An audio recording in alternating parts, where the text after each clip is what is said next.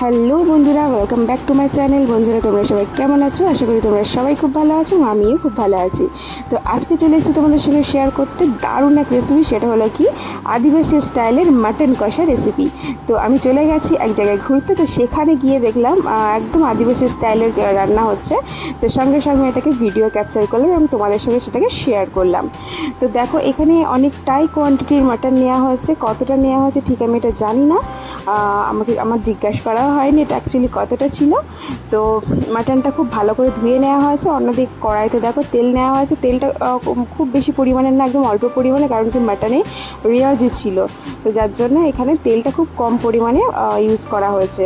আর এর মধ্যে দিয়ে দিয়েছে দুটো বড় বড় সাইজের পেঁয়াজটা খুব ভালো করে কুচি কুচি করে নিয়ে এটা তেলের মধ্যে দিয়ে দিয়েছে। এবার এটাকে খুব সুন্দর করে একটু ফ্রাই করে নেবে। তো এর মধ্যে দিয়ে দেওয়া হচ্ছে একটু দারচিনি, দেন দিয়ে দেওয়া হচ্ছে একটু তেজপাতা। বন্ধুরা, একদম ইউনিক রেসিপি, আমি এর আগে কখনো দেখিনি। তো জাস্ট এরপর দেওয়া হচ্ছে এলাচ, দিয়ে এটাকে খুব ভালো করে নাড়াচাড়া করে নেওয়া হচ্ছে। তো পুরো ভিডিওটা অবশ্যই বন্ধুরা দেখতে থাকো। আর রেসিপিটা আমি খাওয়ার পর তোমাদের সঙ্গে যেহেতু শেয়ার করছি, সো আমি পুরোপুরি তোমাদেরকে বলছি এটা দারুণ এক রেসিপি ছিল। তো এটাকে খুব ভালো করে একটু লাল করে নেওয়া হচ্ছে। দেখো কালারটা অনেকটা চেঞ্জ হয়ে এসেছে। এরপর এর মধ্যে অ্যাড করা হবে মাটনটা খুব ভালো করে নাড়াচাড়া করে নেওয়া হবে এর মধ্যে। দেখো একদম অন্যরকমভাবে রান্না, আমরা যেটা রান্না করি সম্পূর্ণ আলাদা রান্না, আর এটা হচ্ছে একদমই সম্পূর্ণ আলাদা। তো এটাকে খুব ভালো করে নাড়াচাড়া করে নেওয়া হচ্ছে।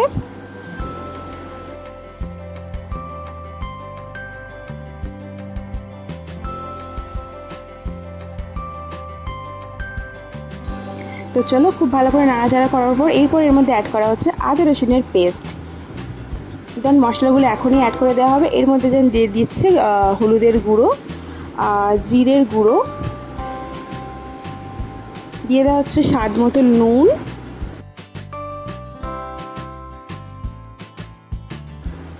দেন দেওয়া হচ্ছে গুঁড়ো লঙ্কা, দিয়ে এটাকে খুব ভালো করে নাড়াচাড়া করে নেওয়া হবে বন্ধুরা, যাতে করে মশলাটা পুরোপুরি মাটনের প্রত্যেকটা মাটনের মাংসের মধ্যে যাতে চলে যায়। তার জন্য খুব ভালো করে এটাকে নাড়াচাড়া করে নেওয়া হবে। তোমরা যারা আমার ভিডিও সবসময় দেখো, কম বেশি ফলো করো, তারা দেখে বুঝেই গেছো এটা আমার কিচেন নয়, সো এটা অন্যের কিচেন। তো সেখান দিয়েই তোমাদের সঙ্গে শেয়ার করছি। তো দেখো খুব ভালো করে এটাকে নাড়াচাড়া করে নেওয়া হচ্ছে। এরপর কিন্তু বন্ধুরা এর মধ্যে একদম অল্প পরিমাণে একটু জল অ্যাড করা হবে। তো দেখো আমি তো জাস্ট একদম স্পিচলেস, যে একদম অন্য রকমের রান্না, এবং খেয়ে আমি একদম পুরো মন আমার ভরে গেছে। সো এর মধ্যে একটু জল অ্যাড করে নিয়ে খুব ভালো করে নাড়াচাড়া করে নেওয়া হবে, এবং দেখা যাবে কি মাটন থেকে অনেকটাই জল ছেড়ে দিয়েছে। তো সেই জলের মধ্যেই কিন্তু এই রান্নাটা কমপ্লিট হবে এবং মাটনটা খুব ভালো সিদ্ধও হয়ে যাবে। তো দেখো খুব ভালো করে নাড়াচাড়া করে নেওয়া হয়েছে। এরপর দেখো অনেক বেশি কিন্তু জল বেরিয়েছে বন্ধুরা। তো এর থেকেও বেশি জল বেরিয়েছিল, সেটা আমি তোমাদেরকে দেখাইনি, ক্যামেরা অন করতে ভুলে গেছিলাম।